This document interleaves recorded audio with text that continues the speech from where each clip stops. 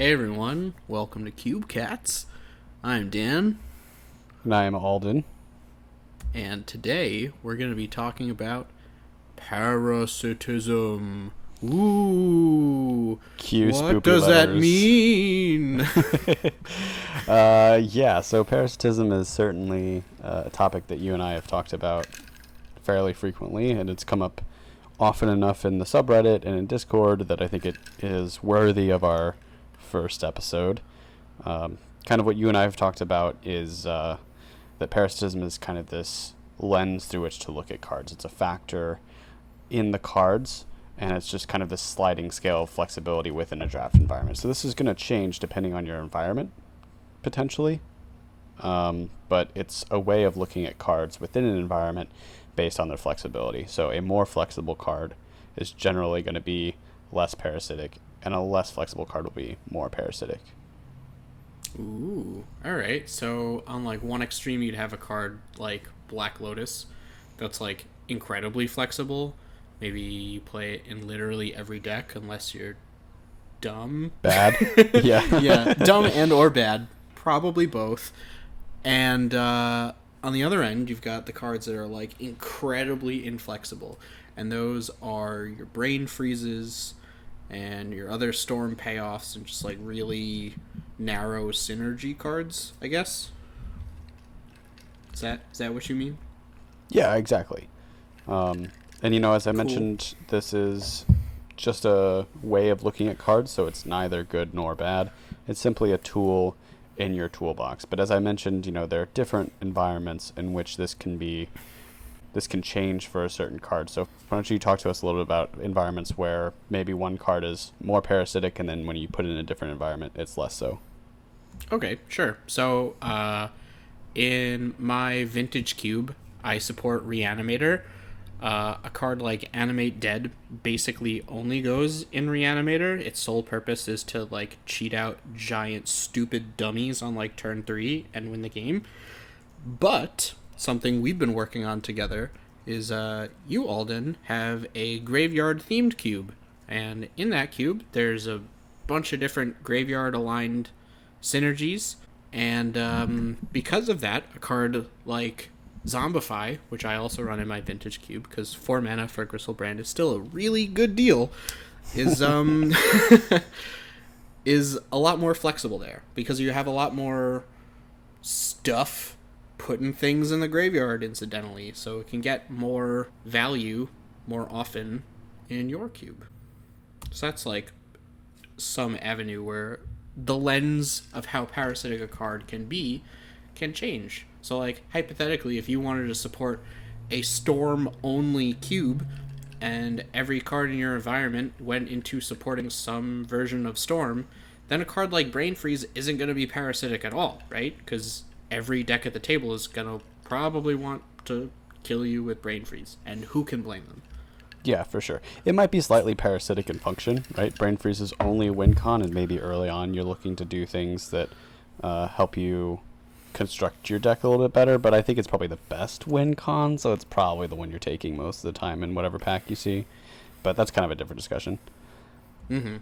It's certainly much less parasitic in the Storm Cube than it would be in the M14 retail limited emulator cube, where it's just probably the worst card you can possibly imagine.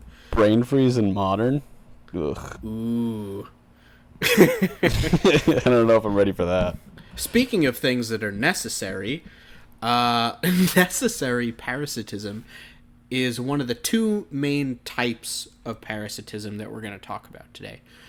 And necessary parasitism, I would define, is the unique yet wholly parasitic and narrow effects that go into any archetype you want to support that are core and mandatory inclusions if you want those decks to be consistent and successful and enact their unique game plans in your cube. Yeah, for sure. Some of the cards that kind of participate in this kind of necessary function include Savannah Alliance for aggro. This includes your Wraths for control. Please don't put that in mid-range decks, guys. Please. kill my Are you soul. trying to tell me that I Um, don't want to destroy my own creatures when I'm playing a mid-range deck? Because that doesn't make sense to me. That sounds so mid fun. range is mid range is generally more proactive.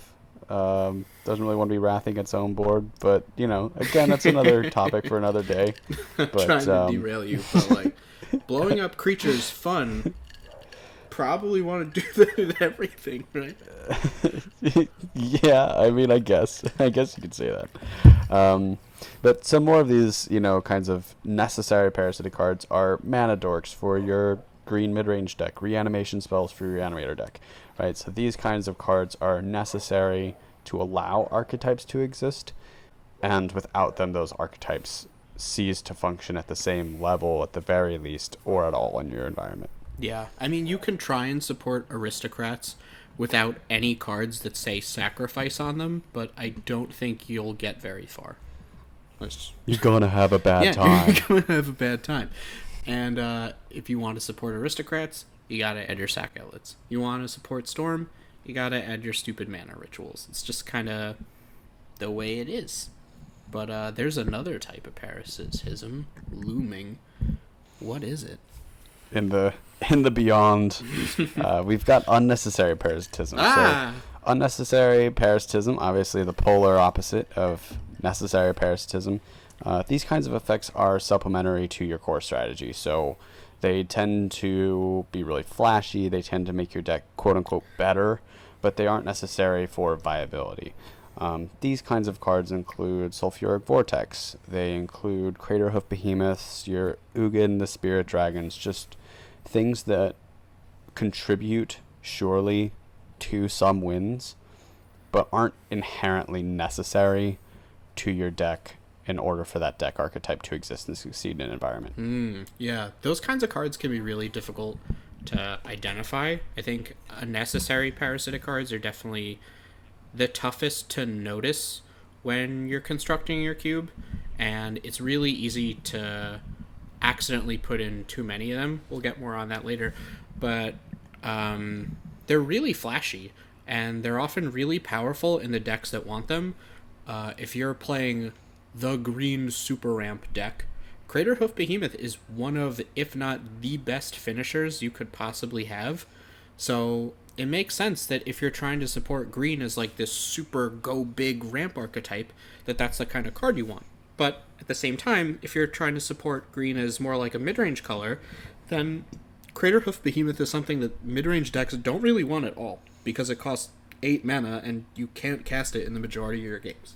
If your opponent pyroclasms you and kills all your mana dorks, there's no way in hell you're getting to 8 mana, right? So just be on the lookout for these kinds of cards, and don't be too concerned with the fact that they exist in your cube, but more so whether or not they exist at a density that your playgroup isn't comfortable with. Yeah, for sure. And that's kind of the real big thing, right? As a designer, most of us aren't designing for MTGO cubes or fluctuating playgroups. For myself, I do design for kind of loose, fluctuating playgroups with a variety of different people. But not everyone has that experience. And so your playgroup is going to play a big part in the kinds of cards that come into your cube, because obviously keeping them happy and having fun for their own particular play preferences is a big portion of getting to fire each week, right? So your play group may want more of these things. Let's say you listen to this podcast and you're like, I didn't really think about cutting Craterhoof Behemoth. I'll try it. What are these, crazy cats up to? And your next draft, everyone says, oh, well, I miss playing like big flashy things. That's what really brings me to Cube, because I don't get to do that in other formats. And you say, okay, I can put those back in. And so it does have a little bit to do with play preference. What else couldn't exist in your playgroup that you might want to think, I think maybe we can include some more or less parasitic cards? Yeah. So let's say you regularly cube with the same playgroup, and you know that the majority of people you play with, they're not really big into drafting red aggro. So what you can do is you can include some unnecessarily parasitic but really flashy, really powerful cards for red aggro, like your Sulfuric Vortex, like your Hell Rider, Territorial Hellkite, Shrine of Burning Rage. These kinds of cards that only go in red aggro, but are insane in certain matchups for red aggro. And those cards can act to draw in your drafters into playing that archetype. Whereas a more flexible card, like, say, Fire Ambush, one of my personal favorite cards ever printed, it's Volcanic Hammer, but with a different name, and it only comes white border, printed in Portal 3 Kingdoms. And you can get one for the low, low price of $10. What a deal. That's so cheap. Yeah. It's such a bargain for Sorcery Speed Lightning Strike. Yeah, it's It's worth almost every like penny. we should go back to China and get Portal. Return to Portal, please. Gavin, if you're listening, that should be the next plane after Eldraine. Let's go to China. But yeah, anyway, so Fire Ambush is much more flexible than Sulfuric Vortex, but it's not really going to draw you into the mono red deck because you can play it in really any red deck. So a tool in your game designer toolbox is throwing in these more narrow cards to draw people into archetypes that maybe they otherwise wouldn't be so inclined to drafting. Exactly. So I think that takes us to our next topic a little bit, though, which is the most parasitic archetypes, right? So we've talked a little bit about what kinds of cards contribute to these archetypes, but we haven't really talked about what are these archetypes that pull you away from kind of just staying in the middle of the road, right? So you can take kind of these really flexible cards that lead you to a more choice-oriented draft. These parasitic archetypes include high synergy decks, so super synergistic archetypes like aristocrats, dredge, tokens, counters, tribals, etc. All these kinds of cards are going to be things that rely on other cards in order to be good.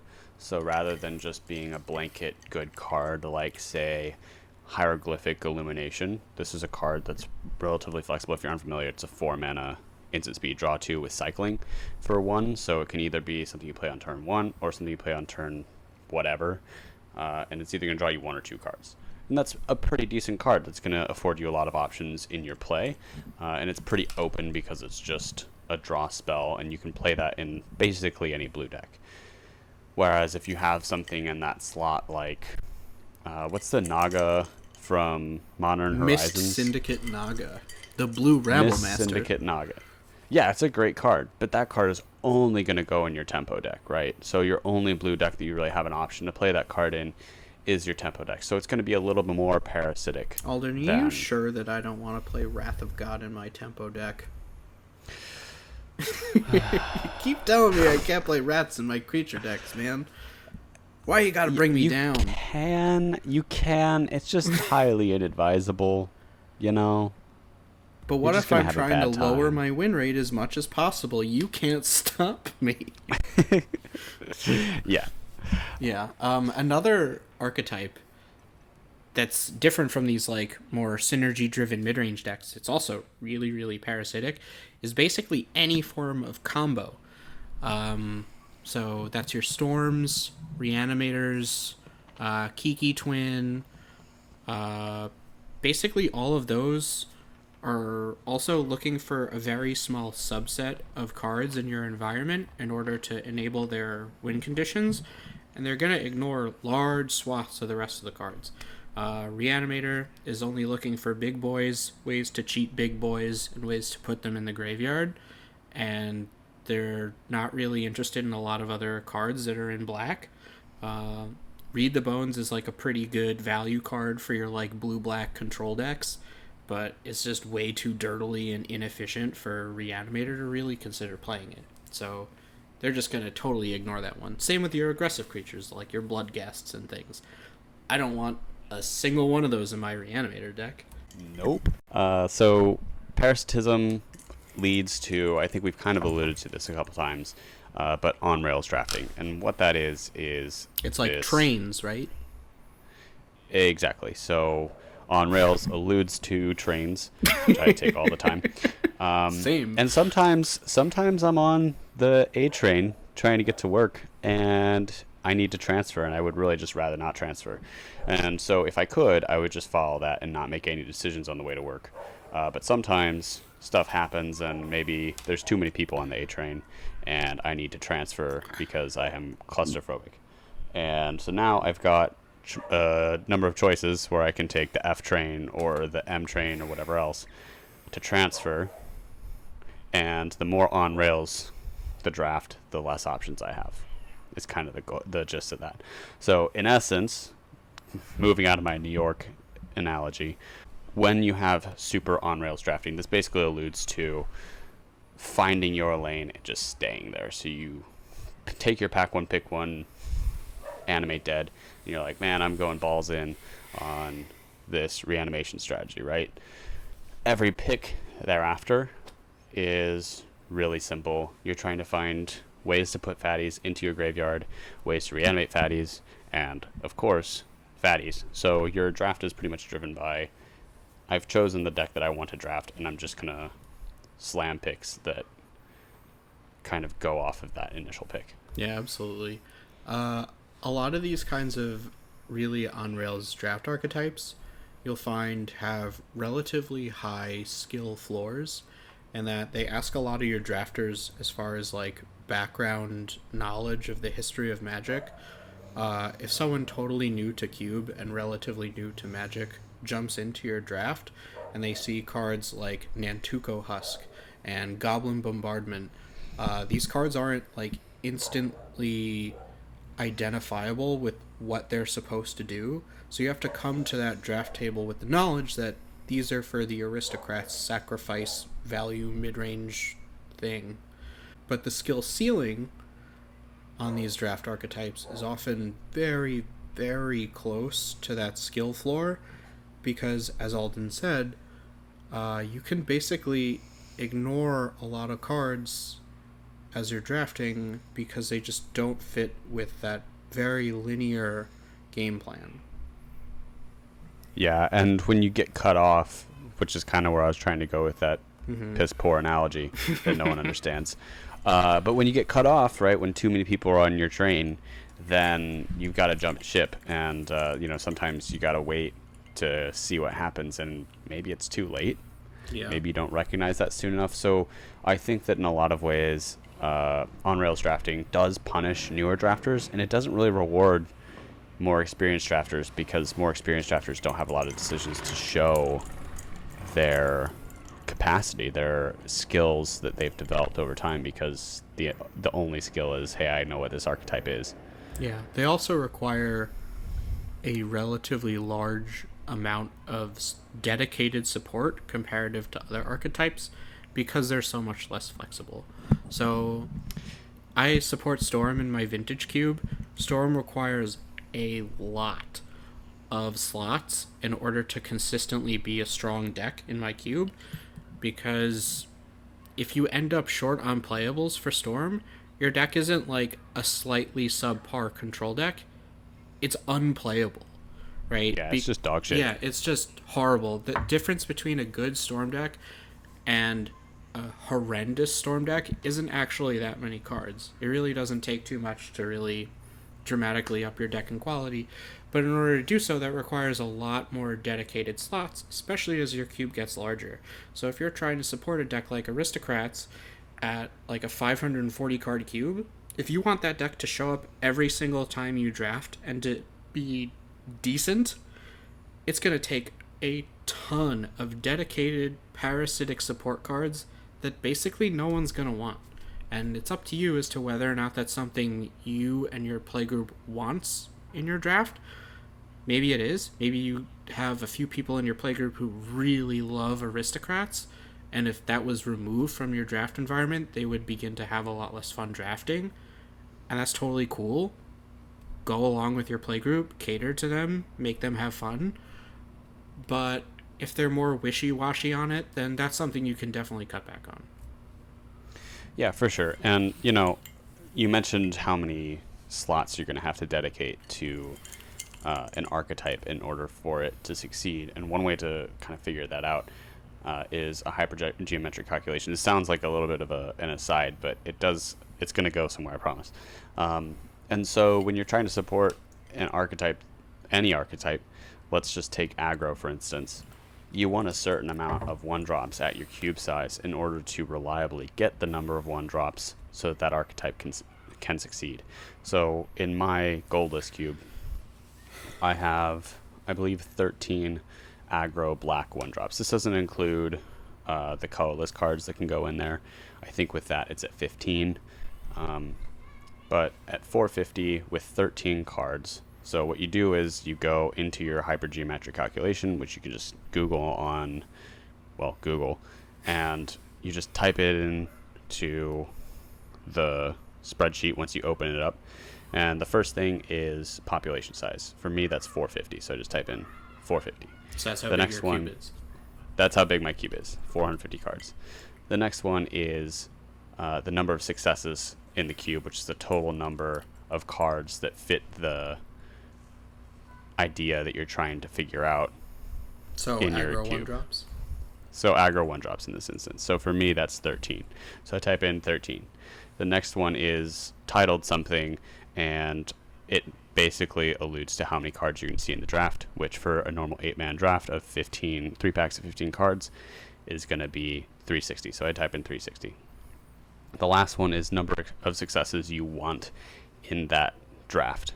And for me, that's about 9. So I want to see about 9 black aggro 1-drops in order to feel like someone can reliably draft aggro, black aggro in my cube. So when I type that in and I put 9, it comes out to 90.2% or something like that, I believe.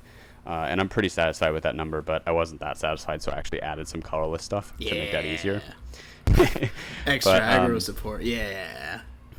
Yeah, exactly. So, but essentially, you can use this to figure out how many of something you want in order to have an archetype successfully show up consistently in your cube draft. And at a certain point, you achieve diminishing returns. Diminishing returns? Oh no. So, is that like, are you trying to tell me that at a certain point, 50 Savannah Lions it's not going to make my deck better? Yeah, I mean, well, considering your deck size is 40, I don't know that 50 Savannah Lions is that good. More is better, right?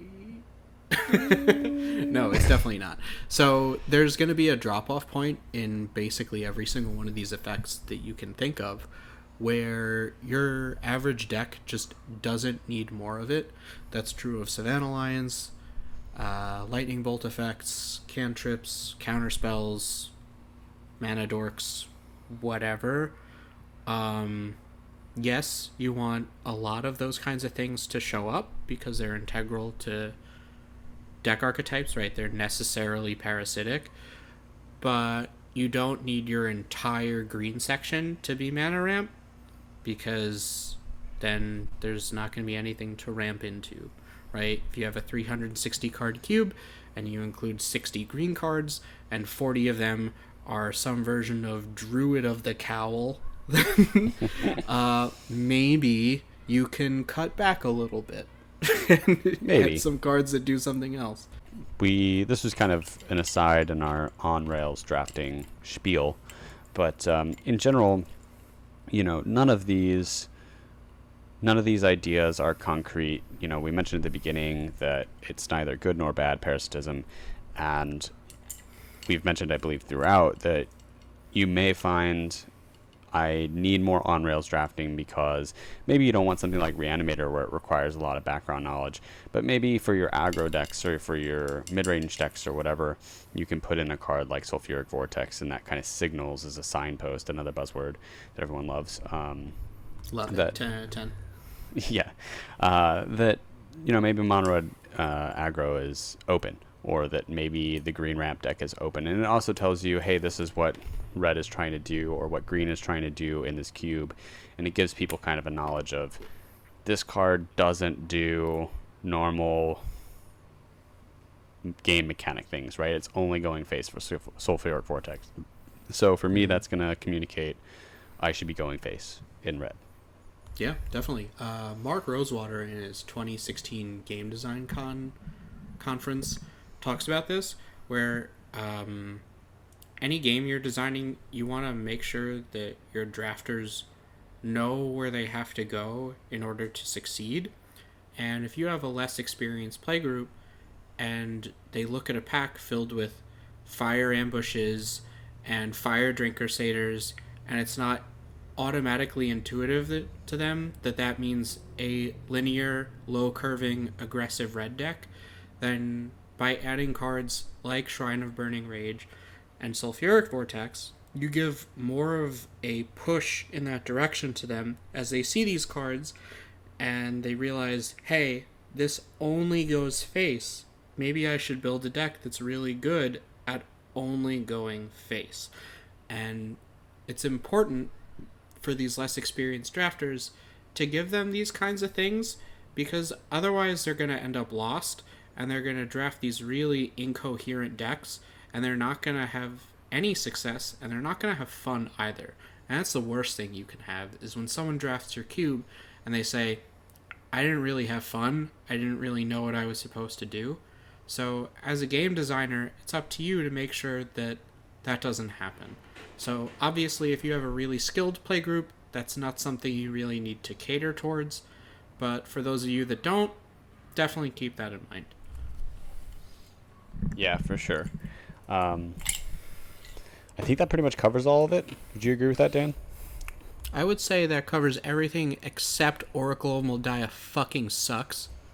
Yeah, I mean, we're going to get to Oracle Moldiah every week because it's bad. Good. And we want to make sure that everyone understands that we're going to beat that dead horse into the ground because it's awful. And yeah, of all the dead horses that I like beating, that's probably my favorite. And like Secretariat was like a close second, but Oracle of Moldiah, that is top tier dead horse. Oh man, that was good. All right. So, but in speaking of animals, so we've got Cube Cats of the Week to share with you. Whoa. They've been floating in the background of this video. Take a look at those cute kitties because they're amazing. Whose cats are these? They're so cute. Those are the two precious sweet angels of fellow Cube content creator and article writer and podcast host of The Third Power, the one, the only Usman Jamil.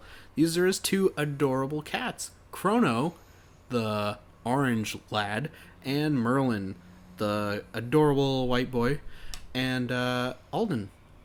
What are they doing with their paws? It looks like they're holding hands, or paws rather. It'd be kind of creepy if they had hands, right? That would be pretty freaking weird. But they came to this position as Merlin was trying to pick a fight with Chrono, and Chrono wasn't really feeling it. So Merlin changed his tune and decided, hey, do you want to hold hands instead? And Chrono was like, yeah, that's okay. And so now they're holding hands. The fucking Mad Lads, they did it. They're so cute. They're so adorable. But yeah, so every week we are going to host some Cube Cats in the background, and those are going to be your cats. So please, please, please email us pictures of your cats to cubecats@gmail.com. Right? Is that it? Or is it mtgcubecats@gmail.com? It's mtgcubecats@gmail.com. Oh, no. It's all good. This is our first one. So email us at mtgcubecats@gmail.com to send pictures of your cats. If you don't feel comfortable in the other forums, you can also email your feedback that you disagree with our awesome lecture or that you agree with it. And you definitely agree with it. You definitely agree with it because we're right. So, especially about Oracle Moldiah.